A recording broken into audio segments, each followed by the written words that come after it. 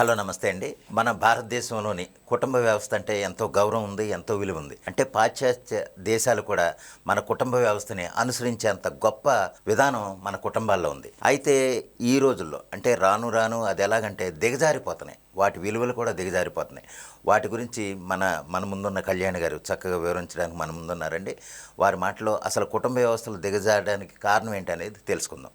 అమ్మ కళ్యాణి గారు నమస్కారం. నమస్కారం అండి. మీకు తెలుసు, మన పాత రోజులు అంటే ఒక 20 ఏళ్ల క్రితం 30 ఏళ్ల క్రితం చూస్తే మన కుటుంబ వ్యవస్థ అంటే మన తాత తండ్రులు ఇలాగ ఎంత గొప్పగా ఉండేదో మనకు ప్రత్యేకంగా చెప్పాం, మనం అందరం చూసేవాళ్ళం.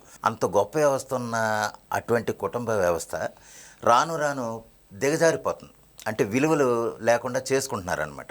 దానికి కారణం ఏమనుకుంటున్నారు మీరు? మన కుటుంబం గురించి మాట్లాడుకుంటున్నాం, మన వ్యవస్థ గురించి మాట్లాడుకుంటున్నాం, మన పిల్లల భవిష్యత్తు గురించి మాట్లాడుకుంటున్నాం. ప్రతి మాట మన కుటుంబంలో మార్పు రావాలా, స్త్రీలో మార్పు రావాలా, పురుషుల్లో మార్పు రావాలా, మన పిల్లల్లో కూడా మార్పు రావాలా. మనం మాట్లాడే మాట ఎందుకు దిగజారుతున్నాయి అంటే దయచేసి జాగ్రత్తగా వినమని కోరుకుంటున్నాను నేను, నా దేశ యువకుల్ని యువతల్ని.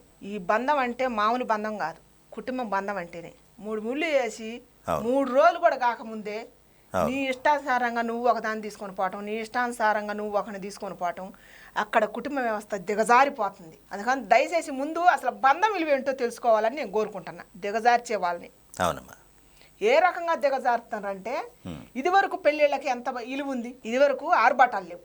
30 ఏళ్ల కింద 40 ఏళ్ల కింద ఆర్భాటాలు లేవు. మన సాంప్రదాయంగా 16 రోజులు పండగ ఉంది, 5 రోజులు పెళ్లి కొడుకుని చేసేది ఉంది, పెళ్లికి ఒక ఇలువ ఉంది. అవును, ఇలువ అనేది కుటుంబం నుంచే వస్తుంది. అటు కుటుంబం నుంచే ఇటు కుటుంబం నుంచి మాట్లాడుకునేటప్పుడు కూడా అటు 7 తరాలు ఇటు 7 తరాలు చూసి మాట్లాడుకునేది. ఒక పెద్ద మనిషిని చూసి ఇప్పుడు పెళ్లి సంబంధం నువ్వు తీసుకొస్తావయ్యా, తీసుకురావడం వరకు నీ బాధ్యత. కాకపోతే అక్కడ కుటుంబం ఎట్టుందని చూసుకొని పెళ్లిళ్ళు చేసుకునేది.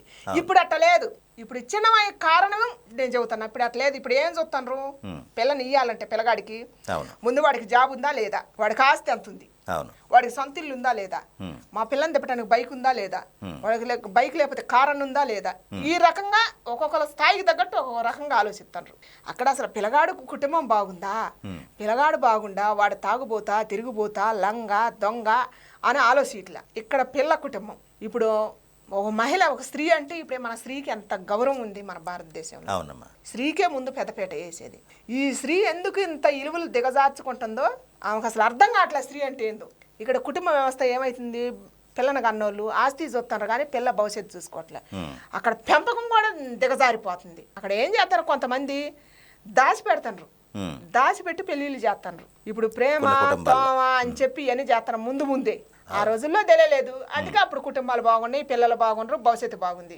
ఈ రోజుల్లో ముందుగానే జరిగిపోతున్నాయి అన్ని. అన్ని జరిగిపోతున్నాయి ముందే. మనం అనకూడదు నోటి నుంచి కానీ దరిద్రాన్ని, అన్ని జరిగిపోతున్నాయి ముందుగానే. కడుపులు చేసుకోవటం, కానీ చెత్త కుప్పలలో వేయటం, దిగజార్చుకొని ఇటాటోళ్ళు పెళ్లిళ్ళు చేసుకుంటారు. భార్యాభర్తల బంధం అంటే చాలా విలువైంది మనకి. అవును. అయితే ఈ మధ్య అంటే ఒక 10 సంవత్సరాల నుంచి చూస్తే భార్యాభర్తల మధ్య ఎక్కువ గొడవలు అవుతున్నాయి. అది ఎంతో అన్యోన్యంగా ఉండాల్సిన దాంపత్య సంబంధం, అది వాళ్ళిద్దరి మధ్య ఎక్కువ గొడవలు జరుగుతున్నాయి. దానికి కారణాలు ఏమనుకుంటున్నారు? ఇప్పుడు ఆడపిల్ల ముందుగానే ఒక 2-3 తిరుగుతుంది, ప్రేమెత్తుంది, అది కప్పి పెడుతుంది కుటుంబం, పెళ్లి చేస్తుంది. ఇప్పుడు పిల్లగాడు కూడా ఒక్కొక్క పిల్లగాడు అందరి గురించి చెప్పట్లా, కొంతమంది గురించే చెబుతున్నా. ఈ వ్యవస్థలో మార్పు రావడానికి కొంతమంది గురించి వేరే ఉంటది, ఇది వేరే ఉంటది. పిల్లగాడు కూడా 2-3 ప్రేమెత్తాడు, అది కప్పి పెట్టుకొని పెళ్లి చేసుకుంటాడు. దీనివల్ల ఏమైతుంది, ఈ పెళ్లి బంధం విచ్ఛిన్నం అయిపోవడానికి కారణం మొదలు ఇదే. వీళ్ళు పెళ్లి చేసుకుంటారా, ఆ పెళ్లి విలువ తెలియదు, బంధం విలువ తెలియదు, బాధ్యత తెలియదు. వీళ్ళు పెళ్లి చేసుకుని ఏం చేస్తారంటే ఒకరినొకరు నమ్ముకోరు, ఎందుకంటే వీళ్ళు ముందే తిరిగి ఉన్నారు కాబట్టి ఇద్దరు. అందుకని ఈ కుటుంబ విలువ తగ్గిపోతుంది. ఇప్పుడు ఫస్ట్ తగ్గిపోవడానికి కారణం అదే. ఒకరినొకరు నమ్ముకోకుండా 3 రోజులకే అయిపోతుంది ఇద్దరికి. అయిపోయి స్త్రీ తగ్గట్టు స్త్రీ కొత్తదనం కోరుకుంటుంది, పురుషుడు తగ్గట్టు పురుషుడు కొత్తదనం కోరుకుంటుండు. దానివల్ల కుటుంబ వ్యవస్థ పాడైపోక ఏముంది, కుటుంబ విలువ ఇంకెక్కడ పెరుగుతుంది. ఒక్కొక్కళ్ళు అయితే అసలు పిల్లలు ఉన్నా కూడా, కడుపును పుట్టిన పిల్లలన్నా కూడా వాళ్ళ భవిష్యత్తు గురించి ఆలోచించట్లా.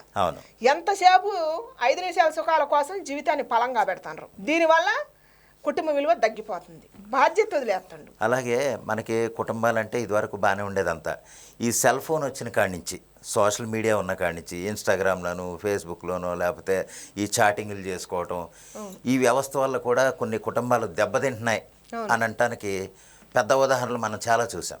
అయితే దీని మీద మీ అభిప్రాయం ఏంటి? దీనివల్ల నిజమే సెల్ ఫోన్ల వల్ల చాలా వరకు నష్టం ఉంది, లాభం ఉంది. సెల్ ఫోన్ వచ్చింది ఏమిటికి?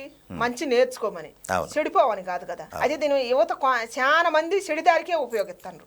చదువు మీద దృష్టి పెడతలేదు, అవును. భవిష్యత్తు మీద దృష్టి పెడతలేదు, ఇలాసాలకు దృష్టి పెడతారు.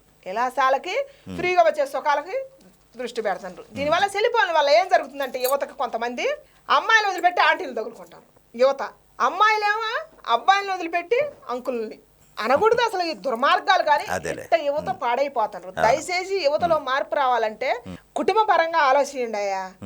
మీరు యానించి వచ్చారు, ఎక్కడ పుట్టారు, మీ తల్లిదండ్రుల గురించి ఆలోచించండి, మీ తోడబుట్టిన వాళ్ళ గురించి ఆలోచించండి. దయచేసి మగపిల్లలకి ఆడపిల్లలకి ఇద్దరికి చెబుతున్నా, ఆ బంధం విలువ తెలుసుకోండి, కడుపు తీపి విలువ తెలుసుకోండి, కుటుంబం విలువ తెలుసుకోండి. మీ శనక సుఖాల కోసం కుటుంబం విలువ దిగజార్చొద్దు. రేపటి మీ భవిష్యత్తును కూడా తాకట్టు పెట్టొద్దు. ఇదండి మన ముందున్న కళ్యాణ్ గారు చక్కగా వివరించారు. అదేంటంటే భార్యాభర్తల మధ్య దాంపత్యం అనేది చాలా అన్యోన్యంగా ఉండాలి, లేకపోతే కనుక చాలా ఇబ్బందులు ఉంటాయి. అదేవిధంగా ఏంటంటే ఇటువంటి దాంపత్యాలకి కొంతమంది సోషల్ మీడియాని కూడా వేదిక చేసుకుని వాళ్ళ కుటుంబాలు వాళ్లే నాశనం చేసుకుంటున్నారని మన ముందున్న కళ్యాణ్ గారు చక్కగా వివరించారండి. నమస్కారం అమ్మ. నమస్కారం.